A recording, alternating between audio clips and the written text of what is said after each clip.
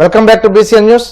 పశ్చిమ గోదావరి జిల్లా Bhimavaram traffic police station ఆధ్వర్యంలో మంగళవారం టూ టౌన్లోని ఎస్ఆర్ జూనియర్ కాలేజీలో విద్యార్థులకు ట్రాఫిక్ చట్టాలపై అవగాహన కల్పించారు.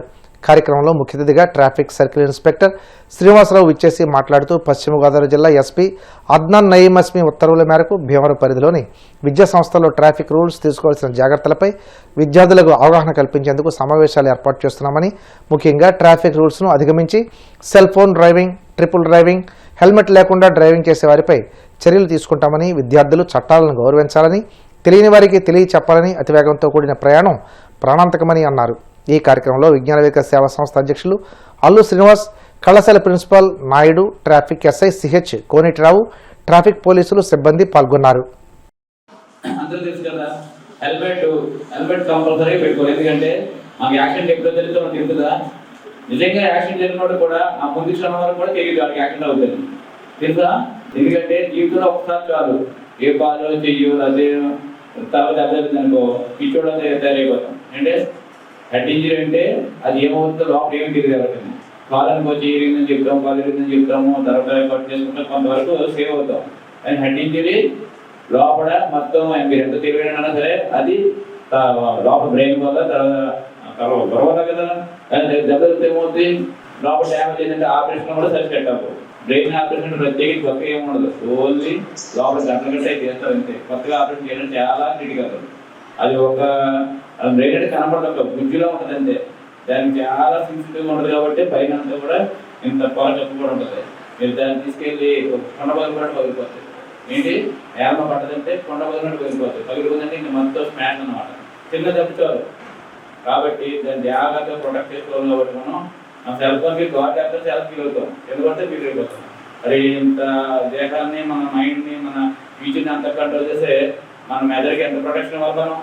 కంపల్సరీగా యాక్సిడెంట్ అనేది ఎవరికి ఎక్కువ రాదు కాబట్టి ప్రతి ఒక్కరు కూడా హెల్మెట్ పెట్టుకోవాలి. హెల్మెట్ పెట్టుకోవడం వల్ల పోలీసుల నుంచి మనం తప్పించుకోవచ్చు.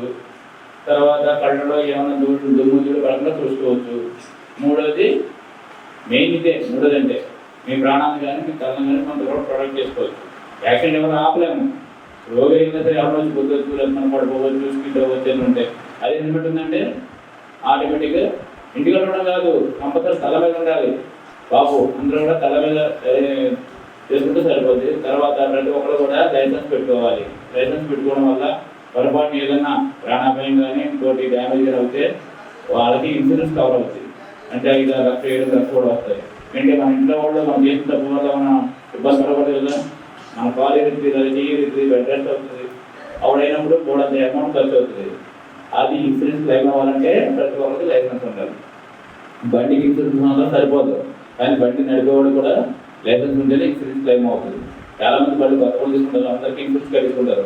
అది మనం పూర్తిగా పొరపాటుని యాక్సిడెంట్ అయ్యి వాటి బెనిఫిట్స్ మనం పొందాలంటే కంపల్సరీగా లైసెన్స్ అనేది కంపల్సరీ అన్నమాట. తర్వాత triple drive, cell phone driving నడిపినా తెలియకుండా మనం ఎదురోడు ఖాళీ అవ్వము, రోడ్డు అబ్జర్వ్ చేయము.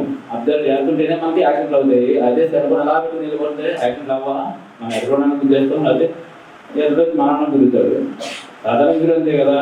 ఇప్పుడు మనం ఎలక్ట్రిక్ మనం ఎదురు వస్తుంటే కలిసి తప్పించుకుంటాం. మీరు సెల్ ఫోన్ డ్రైవింగ్ చేసి ఆడే సెల్ ఫోన్ డ్రైవింగ్ చేసి ఏమవుతుంది, యాక్సిడెంట్ అవుతాయి. కంపల్సరీగా సెల్ ఫోన్ అవాయిడ్ చేయండి.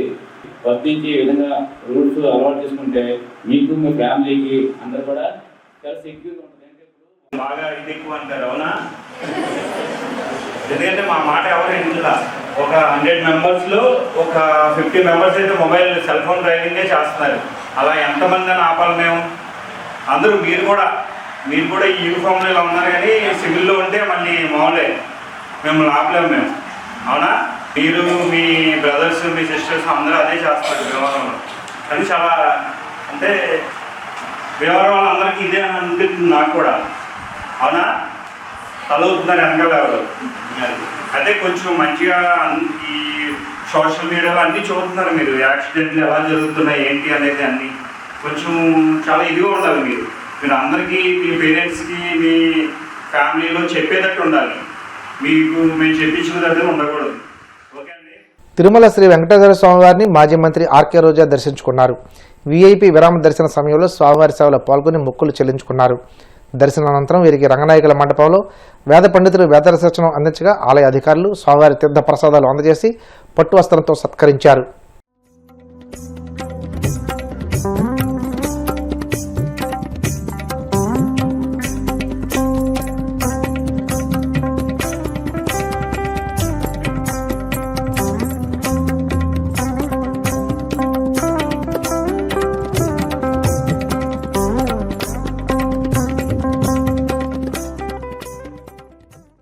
తెలంగాణ ప్రభుత్వం ఫ్యూచర్ సిటీలో ప్రతిష్టాత్మకంగా నిర్వహిస్తున్న రైజింగ్ గ్లోబల్ సమ్మిట్ రెండో రోజు కొనసాగుతుంది.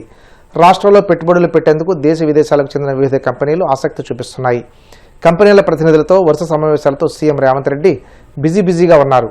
ఆయన సమక్షంలో పలు కంపెనీలు ఎంఓయూలు కుదుర్చుకుంటున్నాయి. తాజాగా సీఎం రేవంత్ రెడ్డితో గోడ్రేజ్ జెర్సీ సంస్థ executive vice chairman Firoz Shah Godrej group president Rakesh Swamy సమావేశమయ్యారు.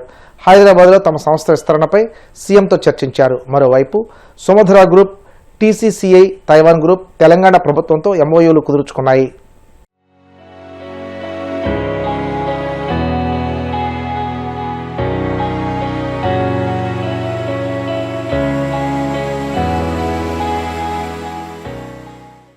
లోక్సభలో వందే మాతర గీతంపై జరిగిన చర్చ తీవ్ర వాగ్వాదానికి దారితీసింది. చర్చ సందర్భంగా తమ ప్రసంగానికి ప్రతిపక్ష సభ్యులు పదే అడ్డు తగలడంతో రక్షణ మంత్రి రాజ్నాథ్ సింగ్ తీవ్ర ఆగ్రహం వ్యక్తం చేశారు. స్పీకర్ ఓం బిర్లా జోక్యం చేసుకుని సభ్యులను శాంతపరచాల్సి వచ్చింది.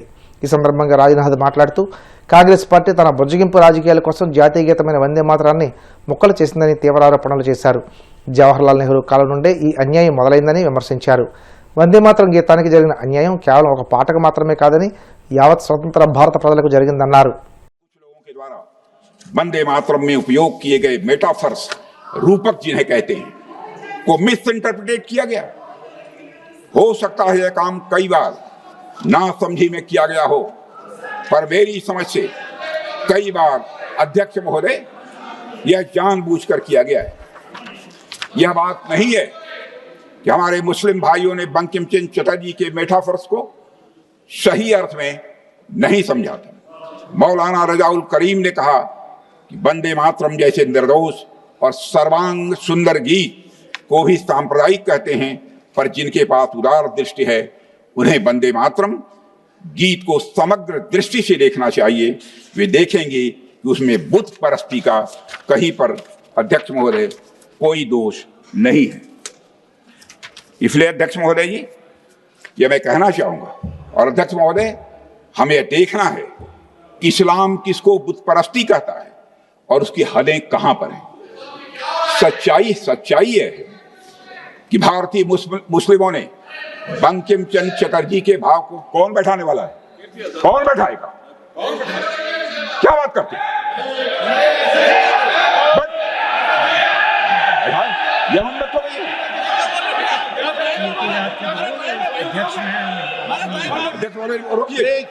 कौन बैठाएगा?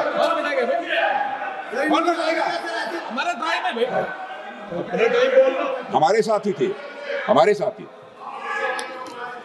अध्यक्ष महोदय, प्लीज अध्यक्ष महोदय, सच्चाई है अध्यक्ष महोदय, संसद में कोई चाहे जो बोले, सच बोले, सत्य से थोड़ा परे भी बोले, लेकिन शोर शराबा नहीं मचाना चाहिए। खड़े होकर आप बाद में जब भी बोलने का अवसर मिले आप उसका प्रतिकार कर सकते हैं। संसद की मर्यादा है, सदैव मैंने इसका ध्यान रखा है महोदय। संसद यह मेरे बारे में कोई नहीं कहता, संसद की मर्यादा मैंने कभी नहीं तोड़ी।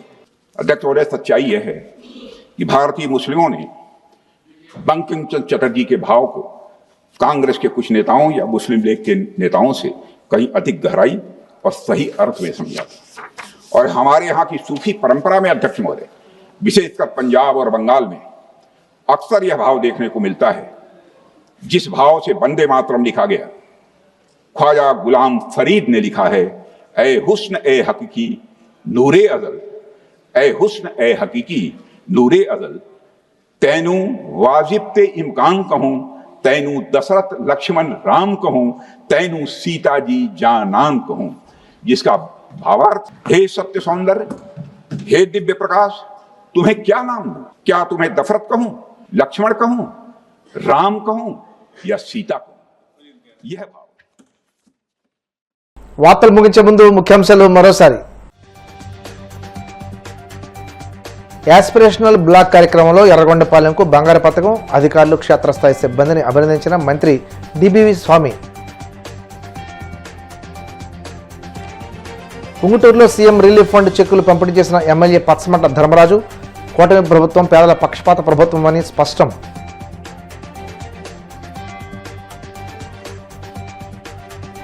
తిరుమల శ్రీవారిని దర్శించుకున్న మాజీ మంత్రి ఆర్కే రోజా. ఆలయ మర్యాదలతో స్వాగతం పలికిన అధికారులు. వందే మాతరం చర్చలో ప్రతిపక్షాలపై మండిపడ్డ రక్షణ మంత్రి రాజ్నాథ్ సింగ్. కాంగ్రెస్ బుజ్జగింపు రాజకీయాల వల్లే వందే మాతరానికి అన్యాయం జరిగిందని ఫైర్. ఈ వార్తలు ఇంతటితో సమాప్తం. మరిన్ని వార్తల కోసం BCN digital YouTube channel, Facebook page follow అవ్వండి. అప్డేట్ వార్తల కోసం ప్లీజ్ సబ్స్క్రైబ్.